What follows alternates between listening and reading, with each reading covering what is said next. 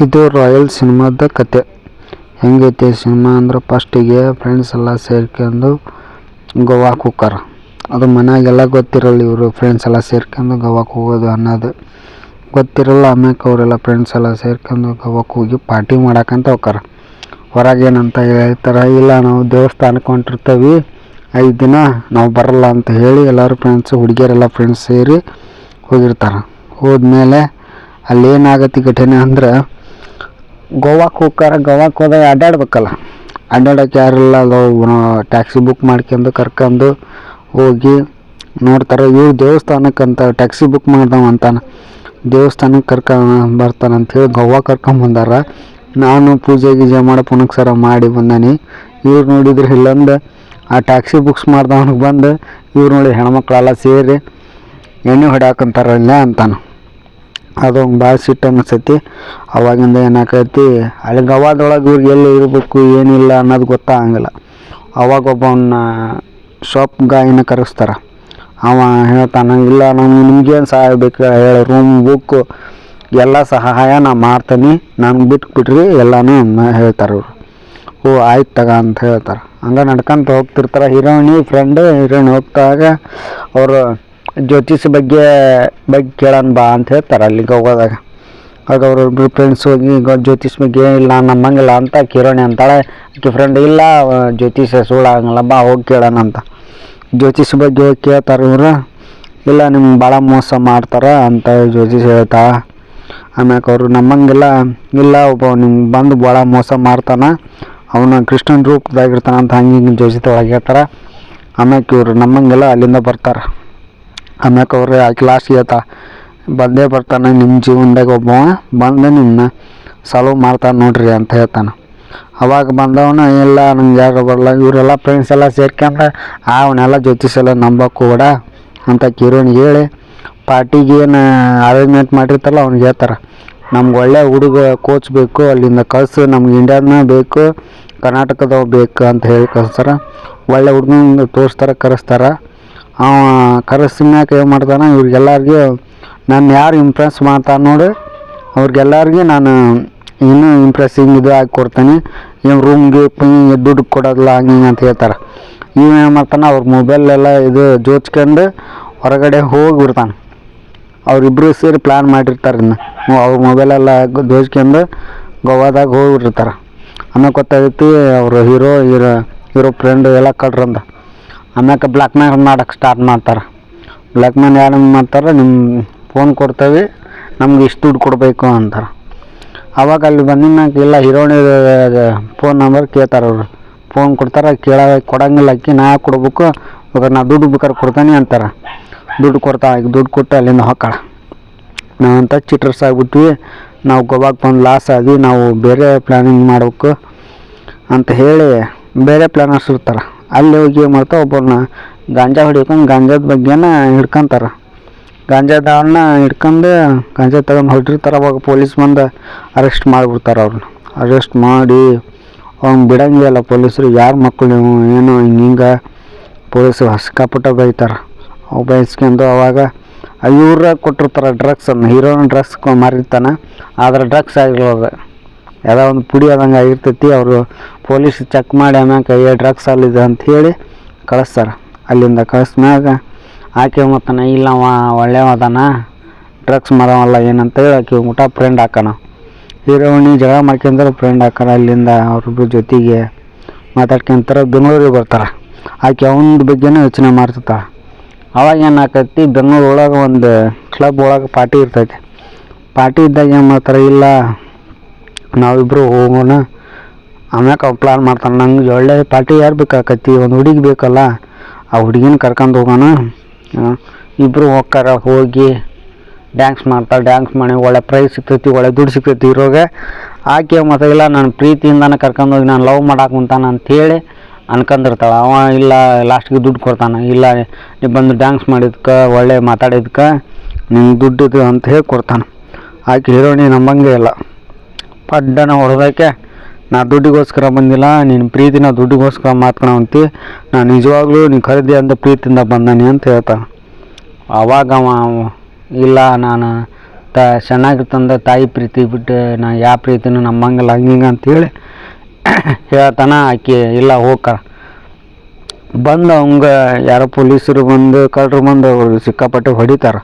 ಹೊಡೆದ ಮ್ಯಾಕ ಗೊತ್ತಾಗತ್ತೆ ಅವ ಬೆಂಗಳೂರೊಳಗೆ ಸಿಕ್ಕಾಪಟ್ಟೆ ಸಾಲ ಮಾಡ್ಕೊಂಡು ಜಗ್ಗು ಜನ ಕಡೆ ಸುಳ್ಳು ಹೇಳಿ ದುಡ್ಡು ಗಿಡ್ಡು ಇಸ್ಕೊಂಡು ಬಂದಿರ್ತಾನೆ.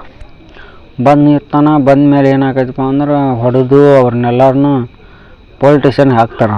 ಪೊಲೀಸ್ ಸ್ಟೇಷನ್ ಹಾಕ್ದಾಗ ಅವನ ಕಡೆ ಸಾಲ ಮಾಡಿದರೆಲ್ಲರೂ ಸೇರಿ ಒಂದು ಲಾಯರ್ ಕಡೆ ಹೋಗ್ತಾರೆ. ಎಷ್ಟು ಮೋಸ ಜಗ್ಗು ಜನಕ್ಕೆ ಮೋಸ ಮಾಡಿರ್ತಾನೆ. ಅದು ಪೊಲೀಸ್ ಸ್ಟೇಷನ್ ಹೋಗೋದು. ಪೊಲೀಸರು ಬಂದು ಇಲ್ಲ ಗೋವಾದಾಗ ಡಾಡಾಕೊಂತಾನ ಅವ್ನು ಹಿಡಿದು ಒಳಗೆ ಹಾಕ್ಬೇಕು ಅಂತ ಹೇಳ್ತಾರೆ. ಅವ್ನು ಕರ್ಕೊಂಬಂದು ಪೊಲೀಸ್ ಸ್ಟೇಷನ್ ಹಾಕ್ತಾರೆ. ಪೊಲೀಸ್ ಸ್ಟೇಷನ್ದಾಗ ಡೈರೆಕ್ಟ್ ಪೊಲೀಸ್ ಸ್ಟೇಷನ್ ಕರ್ಕೊಂಡು ಹೋಗಲ್ಲ ಅವರು, ಸೀದಾ ಅವ್ರ ಅಪ್ಪನ ಮನೆಗೆ ಕರ್ಕೊಂಡು ಹೋಗ್ತಾರೆ. ಅವ್ರ ಅಪ್ಪನ ಮನೆಗೆ ಕರ್ಕೊಂಡು ಹೋಗಿ ಅವ್ನಿಗೆ ಇಲ್ಲದ ಆದ್ಯತೆ ಎಲ್ಲ ಕೊಡ್ತಾರೆ. ಒಳ್ಳೆ ಕಾರು, ಒಳ್ಳೆ ಬಂಗ್ಲೆ ಎಲ್ಲ ಕೊಟ್ಟು ಅವನ್ನೆಲ್ಲ ನೋಡ್ಕೊಂತಾರೆ. ಅವಂಗೆ ಆಶ್ಚರ್ಯ ಆಕತಿ, ಅವ್ನ ಫ್ರೆಂಡ್ಸ್ಗೆಲ್ಲ ಆಶ್ಚರ್ಯ ಆಕತಿ. ಏನಪ್ಪ ಹಿಂಗಿದ್ದವ 9 ಮಕ್ಳು ಹಿಂಗಾಗ್ಬಿಟ್ಟಿವ, ಯಾಕೆ ಈ ಥರ ಅಂತೆಲ್ಲ ಹೇಳ್ತಾರೆ. ಇಲ್ಲ ಅವ್ರ ಅಪ್ಪಾಜಿ ಕಂಪ್ನಿ ಮಾಡಿದ್ದ, ಕಂಪ್ನಿ ಇದ್ರ ಬಗ್ಗೆ ಇವನ ಅವ್ರ ಅಪ್ಪಗೆ ಆರಾಮಿಲ್ಲ, ಅವ್ರ ಬಗ್ಗೆ ಆದ್ರೆ ಇವ ಎಲ್ಲ ಮುಂದುವರ್ಸ್ಕೊಂಡು ಹೋಗ್ಕೊಂಡು ಅವಂಗೆಲ್ಲ ಹಿಂಗೆಲ್ಲ ಸಾಲ ಮಾಡ್ಕೊಂತಿದ್ದವ ಹಿಂಗೆಲ್ಲ ಆಗಿಬಿಡ್ತಾಳ ಅಂತ ಆಶ್ಚರ್ಯ ಪಡ್ತಾರೆ. ಆಮ್ಯಾಕ ಅವ್ರ ಮನೆಗೆ ಹೋದ್ಮ್ಯಾಗ ಅವರು ಎಂಪ್ಲಾಯ್ಮೆಂಟ್ಸ್ ಎಲ್ಲ ಹೇಳ್ತಿರ್ತಾರೆ. ನಿಮ್ಮ ಅಪ್ಪಾಜಿ ಎಲ್ಲ ನಿಮ್ಮ ಮಮ್ಮಿಗೆ ಕಟ್ಟಿರೋ ಕಂಪ್ನಿ ಇದು, ನಿಮ್ಮ ಮಮ್ಮಿ ತೊಂದರೆ ಆಗಿ ಈ ಕಂಪ್ನಿಯಿಂದ ಬಿಟ್ಟು ಹೊರಗಡೆ ಹೋದರು.